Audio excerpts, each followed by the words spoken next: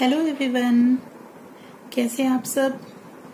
I hope you all are good and taking all precaution as you know that corona is spreading again everywhere. So please take precautions and take care and be safe. Okay, so students, as you know that we have started a new topic which is not completed yet. So we will continue that topic. So if आपने नहीं देखी है मेरी ये videos तो please last videos भी देखें, मेरी प्रीवियस वीडियोस भी देखें। उसमें इसके 3 या 4 पार्ट आ चुके हैं और इस चैप्टर का नेम है the coastal plains and the island groups. Okay, तो हमने इसका द कोस्टल प्लेन्स के बारे में पढ़ा था हमने, जिसमें हमने इसको 2 में डिवाइड किया है, the western coastal plain and the eastern coastal plain. तो वेस्टर्न में हमने इसके पार्ट पढ़े थे, the Gujarat coast, the Konkan coast and the Malwa coast, और उनके क्लाइमेट ऑक्यूपेशन के बारे में भी हमने पढ़ा था। और अभी लास्ट वीडियो में हमने the eastern coastal plane start किया था और उसमें 2 पार्ट में इसको डिवाइड किया गया था, द नॉर्दर्न सरकार्स और द कोरोमंडल कोस्ट, ये इनके नाम है। तो आज हम यहाँ से स्टार्ट करते हैं। तो पहले हम पढ़ते हैं नॉर्दर्न सरकार्स। ये नाम है इसका, किसका नाम है ये आपको पता है ना। जो रिवर कृष्णा है नॉर्थ की तरफ को, उसको कहा जाता है। देखिए यहाँ से पढ़ लेते एक बार। देखिए दीज प्लेन्स, कौन से plains, the eastern coastal plain. These plains can be broadly divided into 2 parts. The northern part of the lies, जो उसका नॉर्थ की तरफ जो पार्ट है वो रिवर कृष्णा की तरफ को पड़ता है, उस पार्ट को हम कहते हैं नॉर्दर्न सरकार्स, और जो साउथ की तरफ को आता है उसको कोरोमंडल कोस्ट कहते हैं। तो आज हम पढ़ेंगे the northern Circars. The northern Circars consist of the deltas of the river Mahanadi, Godavari and Krishna. ये जो बनता है, किससे बनता है, जो डेल्टा रिवर बनाती है, कौन कौन सी, महानदी, गोदावरी एंड कृष्णा, जो ये इकट्ठे होकर इनका जो डेल्टा बनाती है उससे मिलकर ये क्या बनता है, the northern Circars. Okay, these rivers have cut across the eastern Ghat and built fertile deltas. The rivers have cut across the eastern, ये ईस्टर्न घाट की तरफ कट हो जाती हैं और क्या बनाती हैं, एक उपजाऊ डेल्टा बनाती हैं। The soil in the region is very fertile. जो इसकी मिट्टी होती है बहुत ज्यादा उपजाऊ होती है। And the main crops are, यहाँ के जो मेन फसल होती है राइस और जूट होती है। There are many jute and textile mills in Kolkata. Kolkata में जूट और टेक्सटाइल मिल्स बहुत ज्यादा हैं। In the Ganga delta R the Sundarban famous for it's mangrove forest. Sundarban national park and tiger reserve. Okay, जो इन द गंगा डेल्टा है सुंदरबंस में, वो किस चीज के लिए फेमस है, मैंग्रोव फॉरेस्ट। जो मैंग्रोव फॉरेस्ट क्या होता है, वो पेड़ होते हैं ना एक, जी आपने नहीं देखा होगा, मैंग्रोव फॉरेस्ट होते हैं ये। और सुंदरबन नेशनल पार्क आपने सुना, ये भी फेमस है वहाँ का, सुंदरबन की तरफ नेशनल पार्क है ये। और आपका ये है द टाइगर रिजर्व। ओके, ये भी है वहाँ पे, ये चीजें वहाँ पे फेमस है। और जो ये मैं आपको पढ़ा रही थी मैंग्रोव्स, ये होता क्या है, ये जो मतलब रिवर होती है ना, उसके चारों तरफ अब पेड़ लगे होते हैं, उनको कहते हैं, वो होते हैं ये मैंग्रोव फॉरेस्ट। दलदल या नदी की तरफ को ही ज्यादा होते हैं, ये हर कहीं नहीं मिलते हैं, तो उनको मैंग्रोव फॉरेस्ट भी कहा जाता है। ओके, तो ये फेमस है वहाँ पे। कौन कौन से देख लीजिए सुंदरबन में, एक तो मैंग्रोव फॉरेस्ट हो गया, सुंदरबन नेशनल पार्क हो, टाइगर रिजर्व हो गया, ठीक है, जहाँ पे बाघ आरक्षित। Orissa is famous for it's temples and beaches. और उड़ीसा कहाँ किस चीज के लिए फेमस है, वहाँ पे उनके जो टेम्पल्स हैं और बीचेस हैं। Bhubaneswar and Puri are important towns on this coast. इस कोस्ट में जो हम पढ़ रहे हैं, इसमें पुरी और भुवनेश्वर काफी इम्पोर्टेंट है। ये Visakhapatnam is the most important sea port of this coast. Okay, Visakhapatnam जो है एक बहुत इम्पोर्टेंट सी पोर्ट है ये भी इस कोस्ट का। And the famous Chilka lake, जो मैं आपको अभी ऊपर दिखाई है, is located on the coast, इसी कोस्ट में है ये। कहाँ पर है, नियर पुरी।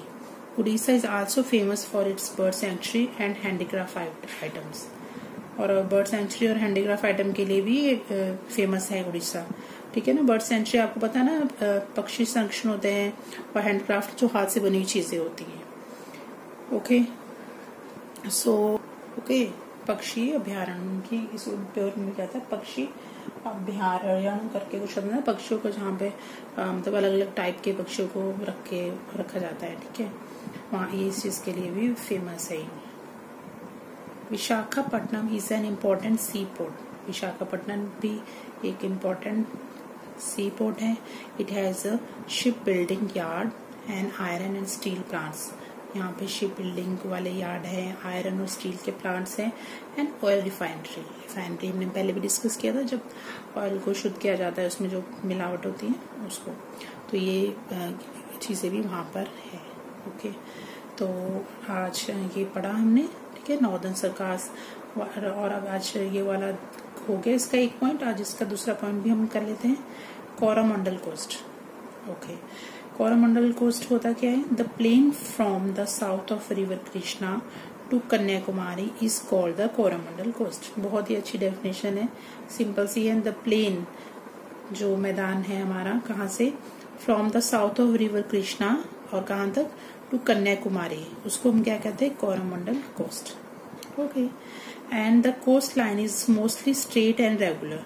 जो इसकी कोस्ट लाइन है वो मोस्टली स्ट्रेट है। It does not have many curves and cuts. इसमें ना तो कोई मोड़ है ना ही कोई कट है, ठीक है।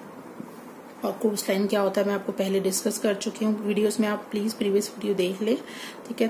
तटीय रेखा, तटीय मैदान मैंने आपको बहुत अच्छे से सब समझाया। पोर्ट क्या होता है, हार्बर्स क्या होता है, बंदरगाह, पोर्ट में क्या डिफरेंस है, वो भी आपको क्लियर करा दिया है।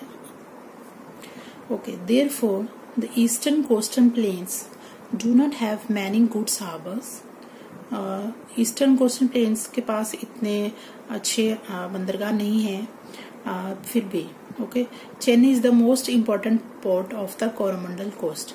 चेन्नई जो है इम्पोर्टेंट पोर्ट है कहाँ का? कोरोमंडल कोस्ट का। It is man made sea port. ये मैन मेड है, ये कोई नेचुरल नहीं है, ये खुद बनाया गया है सी पोर्ट जो है, ठीक है। And Pondicherry and Kerala are the other ports on this coast. और पौंडीचेरी और काराकल, ये है कारिकल, ये अदर पोर्ट्स है वहां कोस्ट में। ओके ओके ओके, तो ये यहाँ तक, ठीक है। ये आप एक बार फिर देख लीजिए। Chennai is the most important port of the Coromandel coast. It is man made sea port. अगर आपसे पूछा जाता है ना मेन मेड सी पोर्ट कौन सा है, तो प्लीज आप भूलिएगा मत। Chennai is the most important port of the Coromandel coast. It is man made sea port, ठीक है। ये चेन्नई यहाँ का इम्पोर्टेंट पोर्ट है, बट ये मेन मेड सी पोर्ट है यहाँ पे। River Kaveri forms this delta in Tamil Nadu rice, ठीक है। और कावेरी अपना डेल्टा किस तरफ बनाती है? तमिलनाडु में। And rice is the main crops. Rice जो है वहां का मेन फसल है। अब इसके क्लाइमेट्स के बारे में पढ़ लेते हैं। There are many holiday resort and sea beaches on the eastern coastal plains. तो यहाँ पे भी काफी फेमस है यहाँ की चीजें। रिजोर्ट है, सी बीचेस है, ओके। और और in the eastern coastal planes की तरफ। एंड टूरिस्ट यहाँ पे मैक्सिमम यहाँ पे जाते हैं। Tourist from all part of this world visit here to enjoy on the beaches. और यहाँ क्लाइमेट्स क्या होता है? The northern Circars receives heavy rainfall from the monsoon winds during summer. Summer के दौरान जो है जब मानसून हवाएं चलती है तो काफी हैवी रेनफॉल होता है। And the Coromandel coast gets rain during winter, okay. और कोरोमंडल को जो कोस्ट है वहां पे बारिश कब होती है? विंटर के दौरान। The summer months are warm, गर्म होते हैं, but the sea breeze cool the land. लेकिन गर्मी में भी जो वहां पे सी से जो ठंडी हवाएं चलती है वो लैंड को क्या करती है? ठंडा बना के रखती है। Winter is mild and people do not need woollen. जो विंटर होती है, सर्दियां होती है, बहुत ज्यादा सर्दियां नहीं होती, वहां पे नॉर्मल होती है।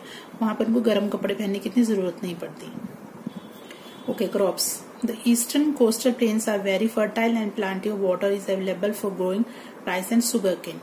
जो उस तरफ की जो मिट्टी है बहुत उपजाऊ है और वहाँ पे पानी भी बहुत अच्छे से मिलता है, तो वहाँ पे राइस और शुगर केन की ज्यादा ग्रो होता है। अदर क्रॉप्स वहाँ पे भी कौन कौन से अदर क्रॉप्स होते हैं? कोकोनट है, रबर जूट है, spice, cashew nut, groundnut and tobacco है। ऑक्यूपेशन क्या है? Most of the peoples are engaged in agriculture and fishing. खेती और जो मछली का फिशिंग करते हैं वही वहाँ पे मेन ऑक्यूपेशन है। A large quantity of fish supplied to other parts of the country, और दूसरी कंट्री में भी मैक्सिमम बहुत ज्यादा लार्ज क्वांटिटी में इसको फिश को भी सप्लाई किया जाता है। देखिए यहाँ पे एक पिक्चर है जिसमें कैश्यू को दिखाया गया है। देखिए आपने देखा है काजू कैसे लगते हैं, मैंने तो फर्स्ट टाइम देखा है ये देखिए सी, ये ड्राई फ्रूट है, ये भी तो सॉफ्ट होते हैं, फिर इनको निकालते हैं अच्छे से, फिर बाद में धूप में रखा जाता है, फिर जाके इनका, मुझे भी पूरा प्रोसेस नहीं पता, शायद ऐसे ही होता है। ओके स्टूडेंट्स, तो आज के लिए इतना बहुत है, तो नेक्स्ट वीडियो में हम डिस्कस करेंगे नेक्स्ट इसका part, importance of the coastal planes. तक के लिए thank you so much. Please like करें, सब्सक्राइब करें और कमेंट करें। Thank you so much.